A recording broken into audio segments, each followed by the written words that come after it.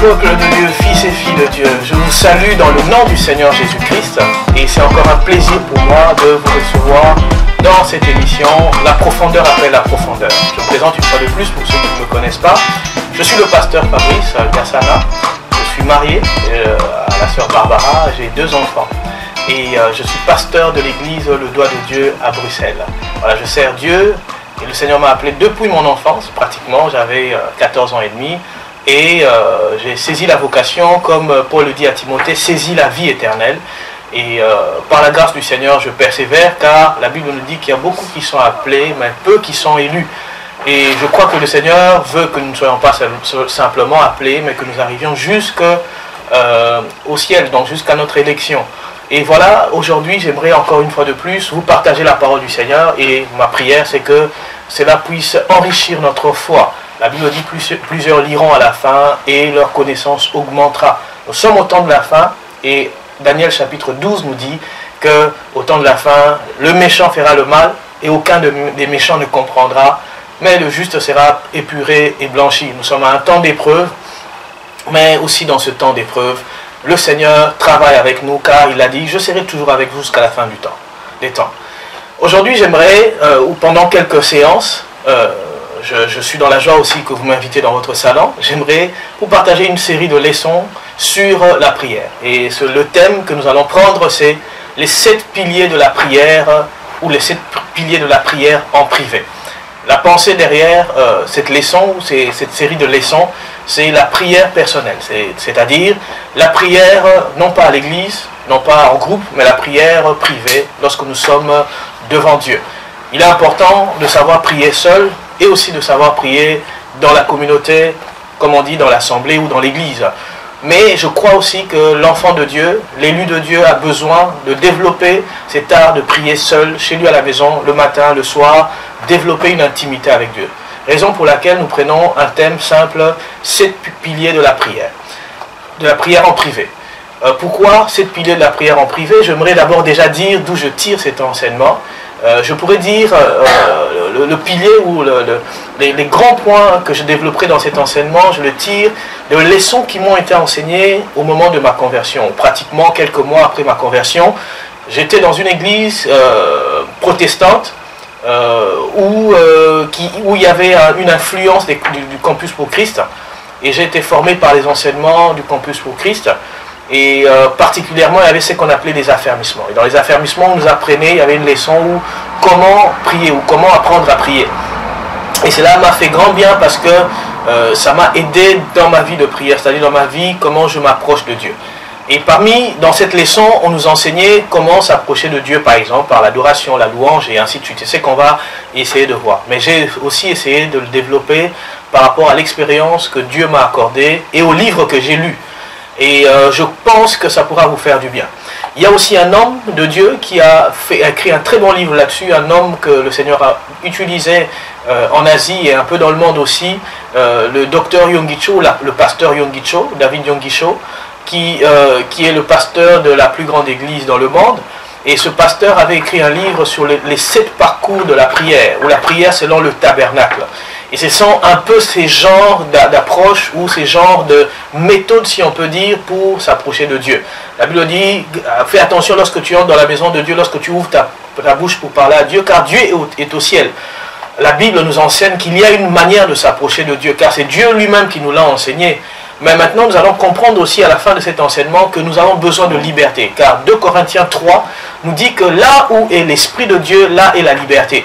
C'est-à-dire que nous voulons parler de 7 piliers de la prière, mais tout en insistant sur le fait qu'il ne faut pas, on n'est pas obligé de suivre ces étapes-là, mais simplement on a besoin d'être conduit par le Saint-Esprit. Mais l'enfant de Dieu a aussi besoin de discipline et de s'organiser même dans son culte et dans sa prière personnel. Voici le texte que nous allons prendre parce que aujourd'hui simplement nous allons faire l'introduction et nous entretiendrons sur les piliers prochainement et très bientôt.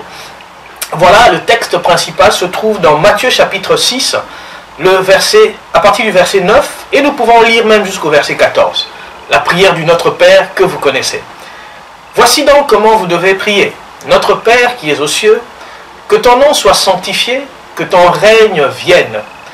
Que ta volonté soit faite sur la terre comme au ciel. Donne-nous aujourd'hui notre pain quotidien. Pardonne-nous nos offenses, comme nous aussi nous pardonnons à ceux qui nous ont offensés.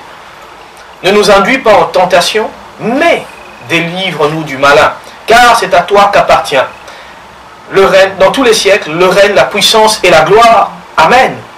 Si vous pardonnez aux hommes leurs offenses, votre Père céleste vous pardonnera aussi.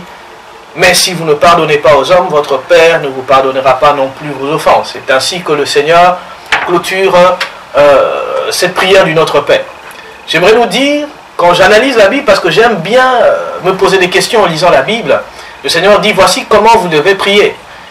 Mais lorsque je regarde comment l'apôtre Paul priait, je ne vois pas la prière du Notre Père. Lorsque je regarde la prière des apôtres, dans Actes des apôtres, après avoir été flagellés par les pharisiens, la Bible ne dit pas qu'ils ont fait la prière du Notre Père. La Bible dit simplement qu'ils ont invoqué Dieu en disant, ô Père, étends ta main et qu'il se fasse, dans le nom de ton saint serviteur, des miracles, des signes et des prodiges. Et la Bible rajoute en disant, le lieu où ils étaient trembla. Et de ce fait, nous voyons de plusieurs fois les gens prier au début de l'Église, mais ils ne citent pas le Notre Père. Pourquoi? Pour plusieurs raisons, comme les théologiens nous l'expliquent. C'est que les évangiles ont été écrits après les lettres de Paul, les actes des apôtres et ainsi de suite. C'est-à-dire que c'est pourquoi l'apôtre Paul disait que notre foi est basée, et le pilier de notre foi, c'est le fondement, c'est les apôtres, les prophètes et ainsi de suite. C'est-à-dire que quand ils ont commencé à servir Dieu, ils dépendaient de la prophétie, ils dépendaient des messages des apôtres de Jérusalem, de l'apôtre Paul et ainsi de suite. Mais ils ne dépendaient pas comme nous, en tout cas des évangiles. Mais pour être complet, le Seigneur nous enverra les évangiles. Étant donné que le Seigneur avait un accès direct avec le Père, dans sa communion, il enseignera. C'est qui étonnait les apôtres, sa manière de prier. Il dit, voici comment vous devez prier. Mais le Seigneur, en enseignant cela, ne dit pas que lorsque tu pries, absolument prie de cette manière. Pourquoi? J'ai médité sur la question et j'ai vu qu'en fait, dans cette prière du Notre Père, il y a tous les piliers de la prière. C'est-à-dire qu'on y retrouve la repentance, on y retrouve l'adoration, on y retrouve l'intercession, on y retrouve la requête et ainsi de suite. On retrouve toutes les formes de prière nécessaires. Parce que le Seigneur Jésus n'est pas venu dans un but, dans un but légaliste pour nous obliger de faire des choses comme une montre, comme des robots. Non. Il n'est pas venu pour nous dire, voilà, vous ferez ceci, cela, comme dans l'Ancien Testament. Il est venu simplement nous enseigner les principes pour que nous puissions nous approcher efficacement de Dieu. Donc il nous a donné cette prière.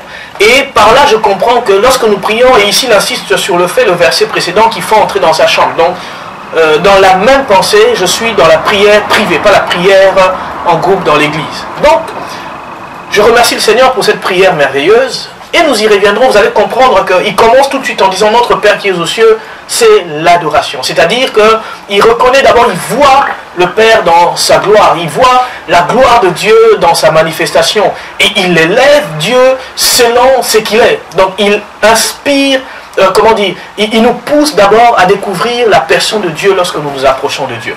Il m'a été rapporté, je suis arrivé dans un groupe de prière à l'époque, dans les années 90, avant que j'y arrive, il y avait une équipe d'intercession qui aimait bien passer les nuits de vendredi en prière. Et un jour, pendant qu'ils étaient en train de prier, ils se sont ils priaient pratiquement de minuit à 6 heures du matin, ils ont pris la prière du Notre Père, ils ont commencé à prier avec cette prière. Et je vous assure qu'au matin, ils n'avaient pas fini. Vous allez me poser la question, comment est-ce possible que le matin, on ne peut pas achever cette petite prière qui dure peut-être 2 minutes? Notre Père qui est aux cieux, comme on le connaît par cœur. Mais ce qui était étonnant, c'est que lorsqu'il priait, le modérateur disait simplement, nous allons maintenant prier Dieu selon qu'il est le Père. Et ils ont fait 30 minutes avec cette réalité dans l'adoration. À un moment, le modérateur, celui qui dirigeait le culte, a dit, nous allons maintenant dire, nous allons élever Dieu selon son nom, que ton nom soit sanctifié. Ils ont commencé à adorer Dieu pendant plus d'1 heure, que ton nom soit mis à part, que ton nom soit différent des autres, que ton nom ne soit pas mélangé, que ton nom soit élevé au-dessus des noms des stars, que ton nom soit distingué. Et voilà qu'ils étaient en train d'adorer Dieu selon cette prière du Notre Père. Et voilà, ils ont persévéré selon cette prière. Et plus loin, ils diront que ton règne vienne. Alors ils ont commencé à déclarer, à appeler le règne de Dieu. Seigneur, que ton règne vienne au-dessus du règne de la dictature. Que ton règne vienne au-dessus du règne de la démocratie. Que ton règne vienne au-dessus de tout cela. Oh Maranatha, viens Seigneur. Nous attendons cela. Et je vous assure, à 6 heures du matin, il n'était qu'à l'étape, donne-nous le pain de ce jour. Et un jour aussi, dans un culte du dimanche où je modérais, j'ai invité l'assemblée à prier ainsi. Nous n'avons fait qu'une partie et nous avons été amenés dans une telle profondeur de gloire que nous n'avons même pas achevé. Et toute l'assemblée et moi-même, nous étions tellement affectés par cette prière du Notre Père que je rencontrerai presque 10 ans après une sœur de cette église qui me dira « J'ai toujours la prière du Notre Père qu'on avait fait à l'église. Pourtant, on n'avait pas fini. C'est un temps de bénédiction. » Voilà, bien-aimés, nous arrêtons ici. Et je nous encourage par ces quelques mots à nous apprêter maintenant à commencer à prier selon les 7 piliers de la prière. C'est-à-dire à prendre un des piliers ou les 7 comme on veut, peut-être qu'il y en a plus aussi, mais à nous préparer à s'activer dans la prière en privé devant notre Dieu. Voilà, je vous attends à la prochaine émission, La Profondeur après la Profondeur. Que Dieu vous bénisse, de le pasteur Fabrice, avec le Saint-Esprit, avec sa grâce, et c'est au nom de Jésus. À bientôt.